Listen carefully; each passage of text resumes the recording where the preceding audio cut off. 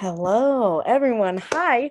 Welcome to Steve Rosenfield's stand-up comedy workshop show, the online edition. I am really quite excited about our lineup of comics tonight because coincidentally, they're all some of my favorite ladies. They're so funny. I think you're going to have a really great time tonight. And the best part is you don't have to do a thing. You're in the right spot. You are in the comedy club as we speak. So thank you so much for tuning in. We so appreciate it. The lineup of comics that you're going to see have all trained in a workshop conducted by the award-winning comedy director, the founder of the American Comedy Institute, and the author of the book Mastering Stand-Up, Steve Rosenfield. They're all really funny comics. We have one person on our lineup who made their Gotham Comedy Club debut on Friday, and now we're all here online for you.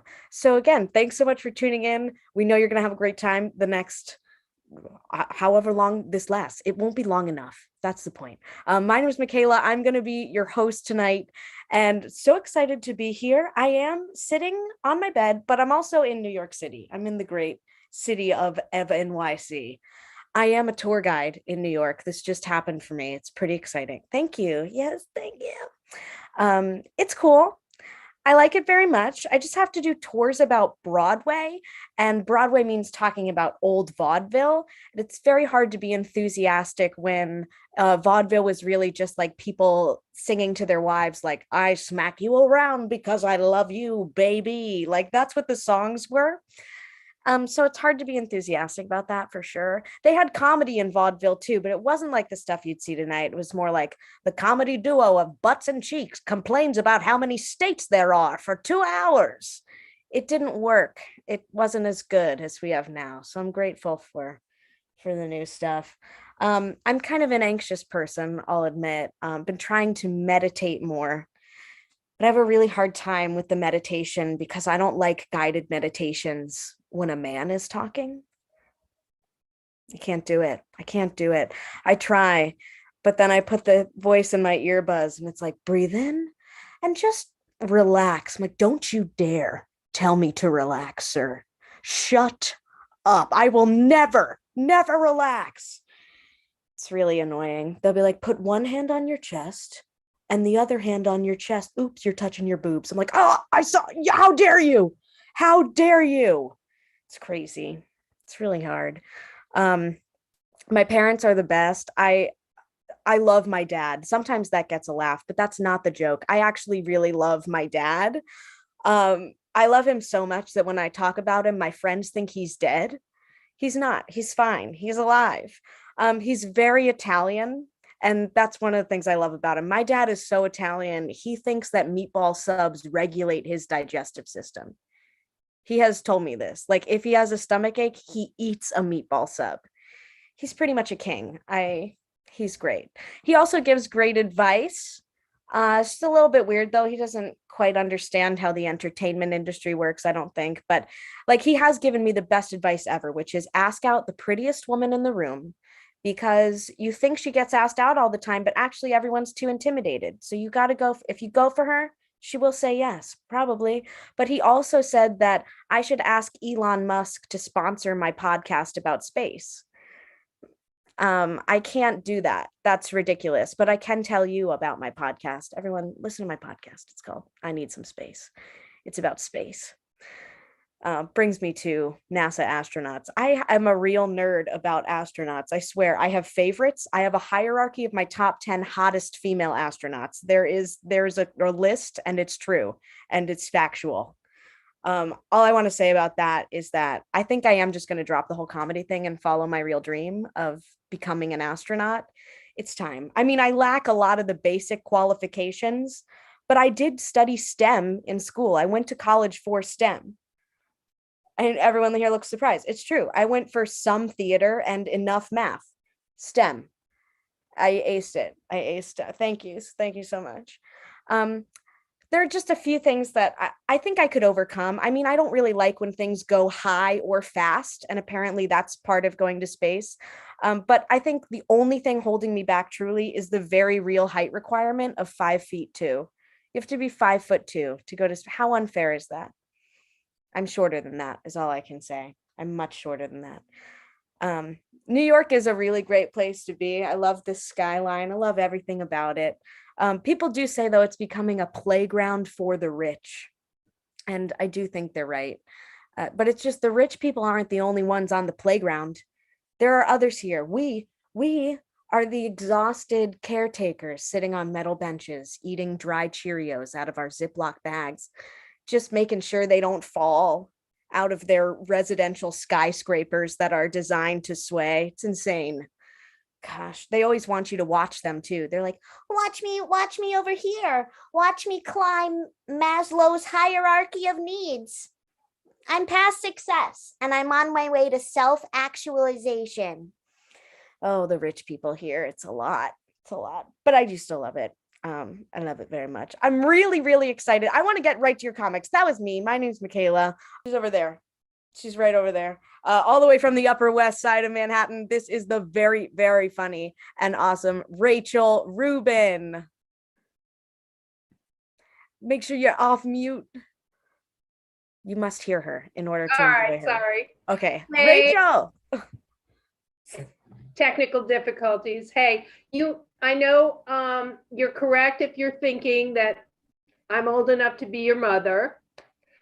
And if you're not thinking it, I think I know why. You might be confused because you see, I'm over 60 and you might be under 30. And to you, I'm invisible. So hopefully getting some audio, maybe seeing some orbs of light here, something. But the other day, a very good looking guy made me feel like I was not invisible.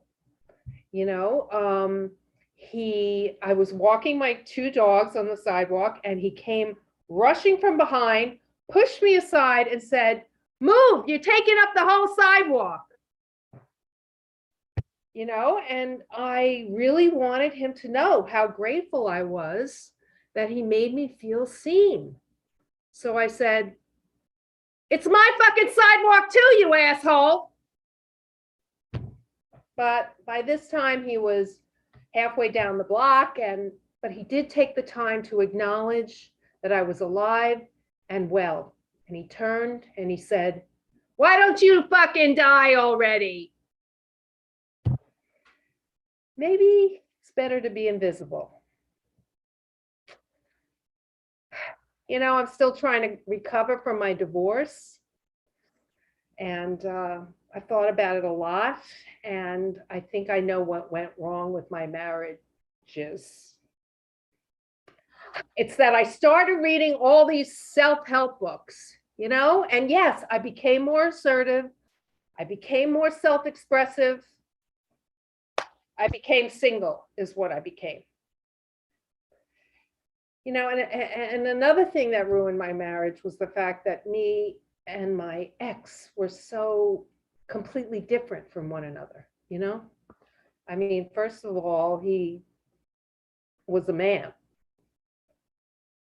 Then I'm a New Yorker, I'm Jewish, I'm very emotional. He was a WASP from the Midwest, so his idea of raw emotion was like, could you pass the salt? I don't know. And that's another way that we were different is our relationship to food.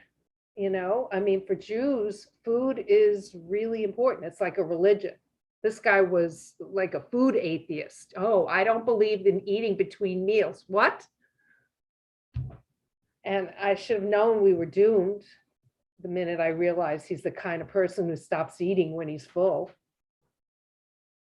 Who does that?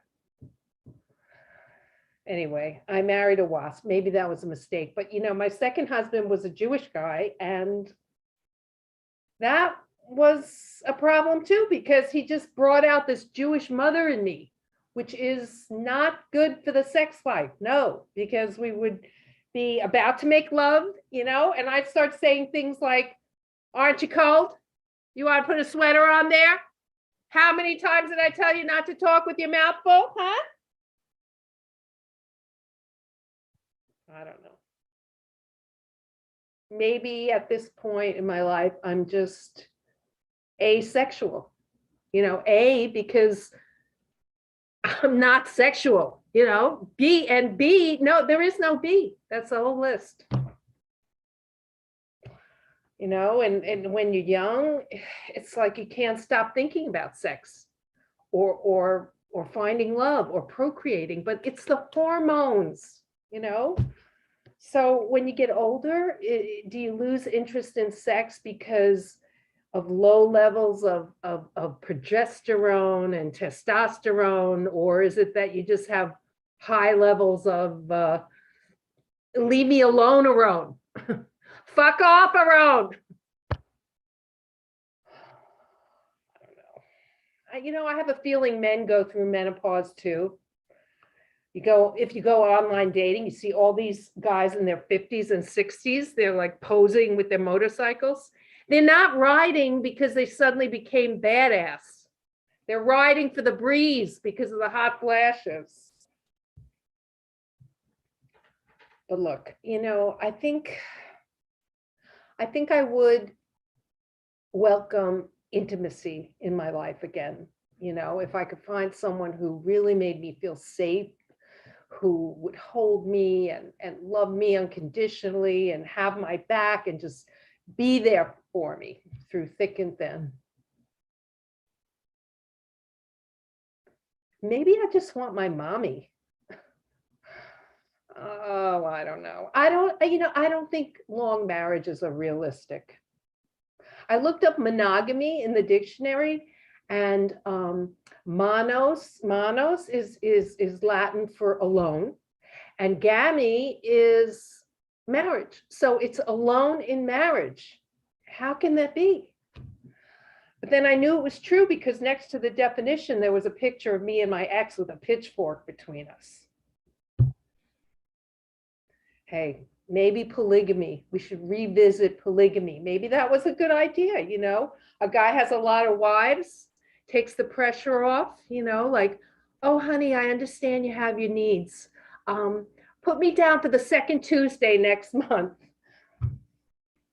Or maybe it would be great if a woman could have a lot of husbands. If I had 5, 6 husbands, maybe one of them would learn how to change a tire or go to brunch. That's my time. Thanks. You've been a great audience. I'm Rachel Rubin. Rachel Rubin. Rachel, that was great. I'm gonna need a monthly injection of fuck off Aron too. I don't think I make that naturally. I'd like that injected. And I can't stop. I don't know where this is going. Just a little idea. A new version of Shark Tank called Wasp's Nest. I don't know what they're proposing, but call your ex, see if he'll be one of the wasps. I think I'm going to sell it to NBC. That's my plan. Thanks, Rachel. Your next comic coming to the screen.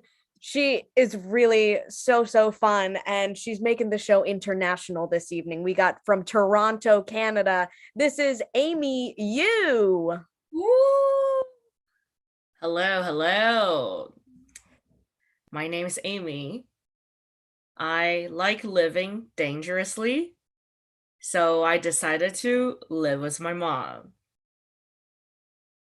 The other day, I was digging through my Disney backpack trying to look for my journal book, and all of a sudden I heard my mom yelling from across the room, "Amy, that's not where you put your journal, that's where you put your sex toy." Oh my God. I can't believe I had to be reminded by my own mom where I put my own sex toy. In a Disney backpack. Like, how the fuck did she know they were a sex toy? Like, I know my bag was stuffed with Buzz Lightyear, Mr. Potato Head, and extra large Woodies. How does she know they vibrate? My mom asked me, "Why did you put those things in a Disney backpack?" I don't know what to tell her, like, because it's the happiest place on earth where all the dreams come true, including my wet dreams. And she said, "I don't get why you young people like sex so much. You don't even want kids." And I replied, "Mom, listen, sex can be fun if you spice things up a little. Sometimes you just gotta let it go, or go under the sea, or to spice things up more, try some Beauty and the Beast, because that's will help you unlock a whole new world. And Mom said, I have a suggestion for you. Don't write this into a comedy set.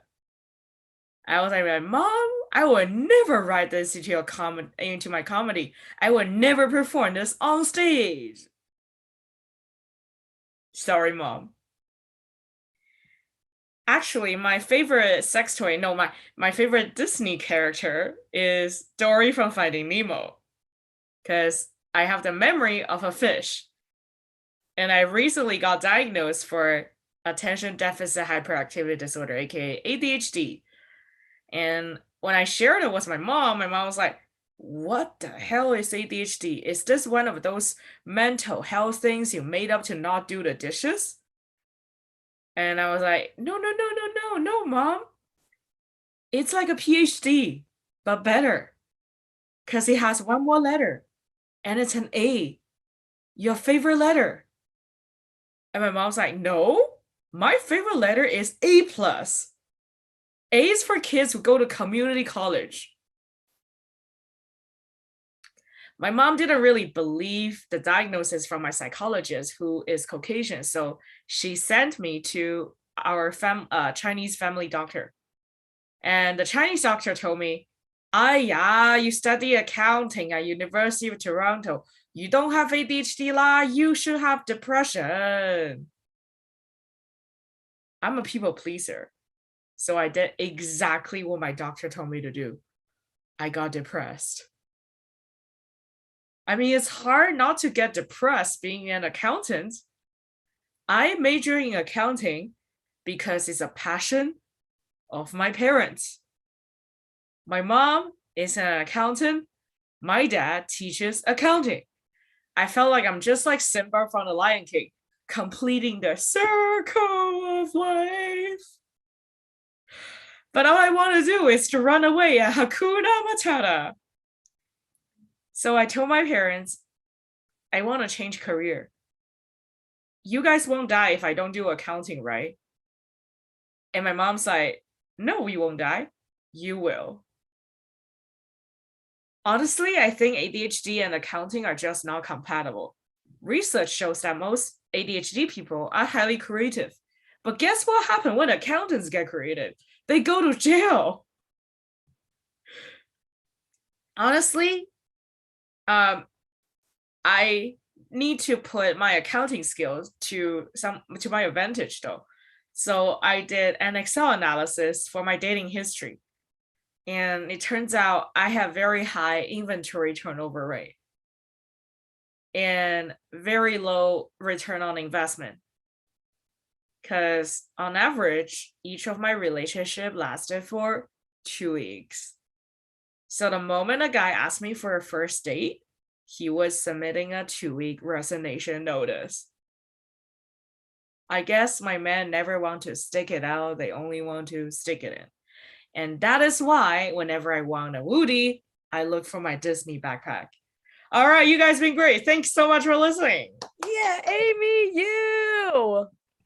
Amy, I loved it. I feel like the Disney stuff works for birth control as well as sex toys, but like the circle of no life is a new belief. I think that's the circle of no life yet. I don't know. That's what I was thinking about. That was great. Thanks, Amy, and congrats on your Gotham debut with ACI on Friday. You were awesome there as well. Thank you. Your next comic coming to the screen, I haven't seen her in a while, and she's so awesome. I know you were going to love her all the way from Indianapolis, Indiana. This is the very funny Buffy Cantor. Hi, I'm Buffy. Nice to see you all. I visit my parents a lot. They live in a complex, an apartment complex where a lot of older adults live. And the problem is, even though I'm there a lot, no one remembers me, no one. And when I show up to visit them, people get alarmed. They get really concerned. In fact, the head of the self-appointed Secret Service splinter cell emerges in her walker to greet me every single time I show up there. And it goes like this. Who are you? I said, I'm Buffy. You saw me yesterday? Buffy. Buffy? Yeah, I'm Norman's daughter, Buffy. Norman's daughter, Buffy. What do you do? I'm a psychologist. Norman's daughter, a psychologist. That makes sense. Are you married? Yeah, I'm married. To a man? Yeah, I'm married to a man. Because the way you look, I thought maybe you'd be in a non-traditional arrangement of sorts. Children? Yeah, I have children. With a man, you and a man made children together? Yeah. And they're okay? Yeah, they're fine. Yeah, my children are fine. Listen, is your husband Jewish? Well, his mom's Jewish, his dad's not Jewish. Does he work? Well, with the pandemic, he got laid off. He's not working right now.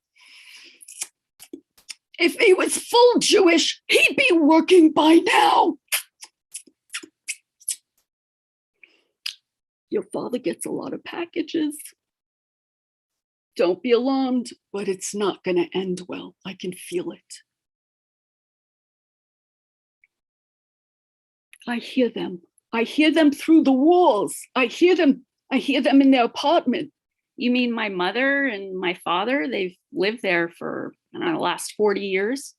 My mom's, losing her eyesight. Is she blind? Yeah, well, yeah, I guess she's technically blind. The way your father looks, that makes sense. So after I'm done with this interrogation, I go up to see my dad and my mom in the apartment. And they're not too steady on their feet. It's a kind of a small apartment, and they feel their ways around the walls like this. And when I show up, I can't help but think they look like two kind of geriatric cat burglars. They're kind of feeling away in the walls, and they kind of look like jewel thieves, geriatric jewel thieves. And they're so into each other. They've been married for over 50 years, and they are kissing and hugging. And, when I was little, I'd think about these kind of relationships like Paul Newman and Joanne Woodward, but now when I look at this hugging and kissing, they look like they're two like canoodling cadavers. And I think about their sexual energy, touching and kissing and caressing, and they're all over each other. And I think, sorry. Oh God. Sorry. I think of how sexually into each other they are after 50 years. They're just making out and caressing. And I just, sorry. Oh God. Sorry. Thanks. I'm Buffy Canner. Good night. Buffy, we got to get Buffy a bucket. Get her a bucket. It was great. Caressing cadavers. Let's start the band right now, everyone. We're starting that punk band right now. Thank you, Buffy. Great set. We have just a few more comics. Next up, what a lovely person and a really funny comedian all the way from Washington, D.C. This is Elena Kulik. My name is Elena, and I have been living in the United States for 24 years. I came from Russia. It's hard to be Russian right now. I went out for drinks with my friends, and I wanted to order my favorite drink, Black Russian. But when the server came, I felt so self-conscious. So I didn't want to say word Russian. So I said, I like to have a black. A black, you know? You know that famous black. She's like, no, I don't know what you mean. Well, I want a black, you know, one black Eurasian one. Now you want a black person who's also Eurasian? Just give me Jack Daniels. There's so many choices in America, and it's confusing, like chicken. Do I get free range, organic, GMO, free, fed, no cruelty, humanely raised? We don't have this problem in Russia. You want a chicken? If you find one, you catch it and kill it. It's always been in Russia. If you speak against the government, you go to jail. That makes me wonder when my parents were fighting. They would never use words like you bastard or you bitch. Instead, they used to say, you capitalist stooge. Oh, you traitor. Were they just fighting? Or try and send each other to gulag? People physically challenge themselves in America. CrossFit, triathlon challenge, mud running to feel alive. Many people in Russia also challenge themselves like this. They have Trans-Siberian escape from their labor camp, running in bare feet in sub-zero temperatures while chased by guards with dogs and machine guns. That really burns up the calories. There's some scientists that believe that people can live up to 200 years. I think it's too much. I think they should discover how to live up to 100 years and still have a perky boobs. My daughter told me about this Japanese method of organizing. You have to get rid of things, she said, they don't spark joy anymore. And I said, should I go upstairs right now and start packing? My daughter is going to college this fall, and she's very excited. My husband agreed to pay for it this all, and she doesn't have to, take out the college loans.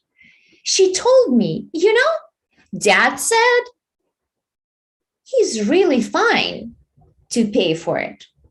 He'd much rather that the money will go towards my education than to your shoe collection. For my work, sometimes I smoke pot to come up with new comedy material. And I thought, it's probably a very bad habit to get into. So I thought, I don't need that. I just can do what I do without it. So I did smoke, and I didn't write any new material. I just ate 2 bags of potato chips. My friends here in America always asking me, how come you always cold? You have a Russian blood. What did you do in Russia in winter? And I said, I did what we always do in Russia, suffer. Putin is denying that he's attacking Ukraine. And Russians are really good at denying. I remember when I was a little girl and I wanted to start dating boys. So I asked my father, can you tell me something about sex? And he said, there's no sex. My son came home the other day and said, Mom, girls in school really likes tall guys, and I'm only 5'7". Do you think I have a chance to grow over, 6 feet? I said, maybe yes, maybe no. But that's not the reason why people are attracted to each other. Do you know why I married your dad? For love and his Ferrari. My sister got excited about this new book she recently read that says that numbers have spiritual power. And if you know how to use them, you can achieve your heart desires. And I said, I already know that. There's this 12 digits number that I use to achieve my heart desires. Expiration date 0325. Thank you so much. I love you. Yeah, Yelena Kulik. Yelena, we should smoke pot together and write comedy material. I like to do that too, but the stuff that I write is always just like, the ocean is crazy. And that's not a joke, but it's very funny to me in the moment.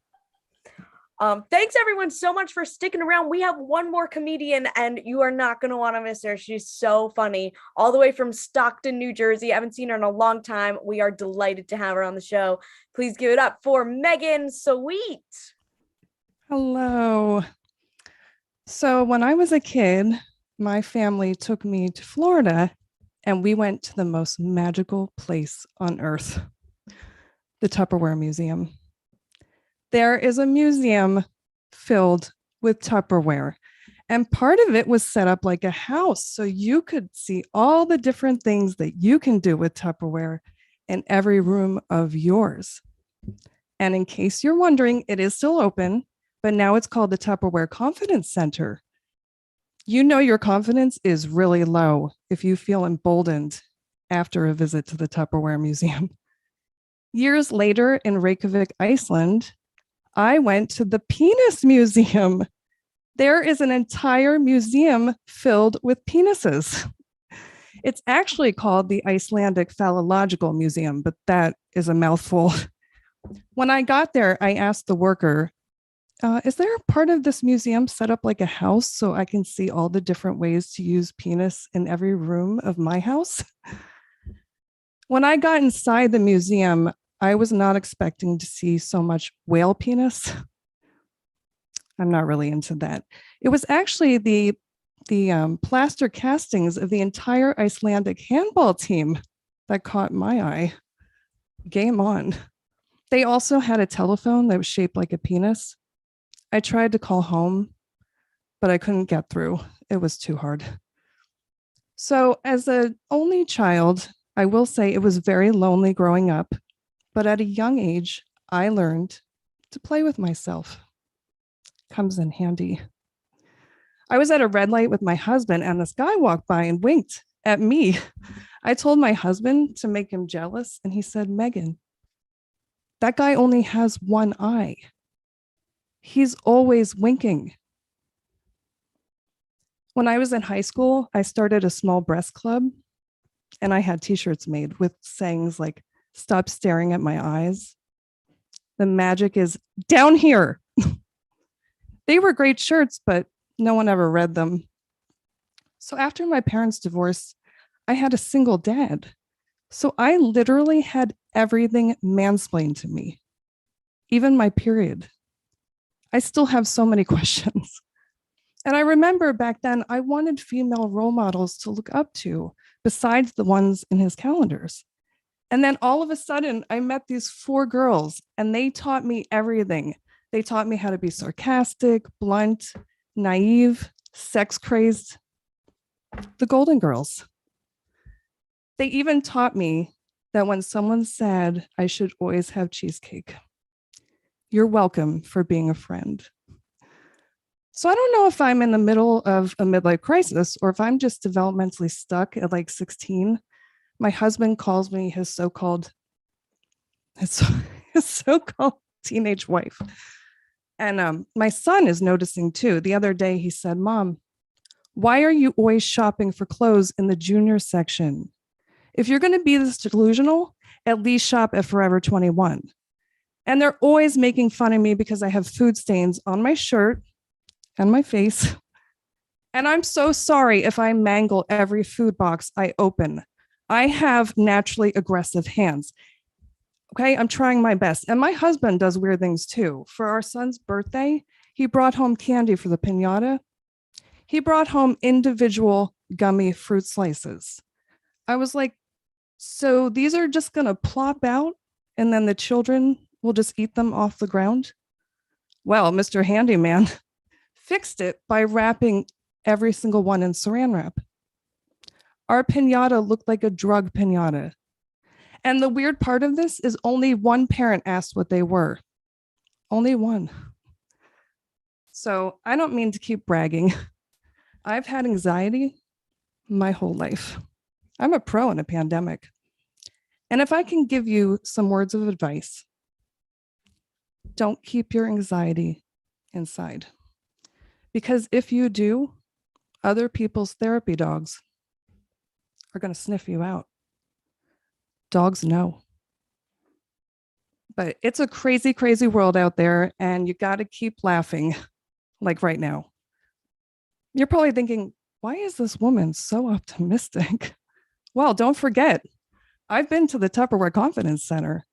Not only do I have more confidence, I have a container in every room of my house to stuff my feelings. And I've been to the Penis Museum. I have a container for that too. And it always makes me feel better. Thank you. Yeah, Megan's sweet. Megan, I am trying to now think about what anxiety smells like because it absolutely has to have a smell. I think it does smell like Doritos. So, Lisa, maybe that guy was just a nervous person, the one that smelled like Doritos. That could have been it. Thank you all so much for watching. I got to give a shout out to Brian in the chat for being so kind and for like continue. I don't know who knows Brian here. Is Brian with any of these people? No? Oh, Megan. Megan brought Brian. Brian, thank you. It was really nice to see your chats throughout the show. For everyone watching, if you want to do stand-up comedy, you totally should, and you got to do it with the American Comedy Institute so you can work with Steve Rosenfield.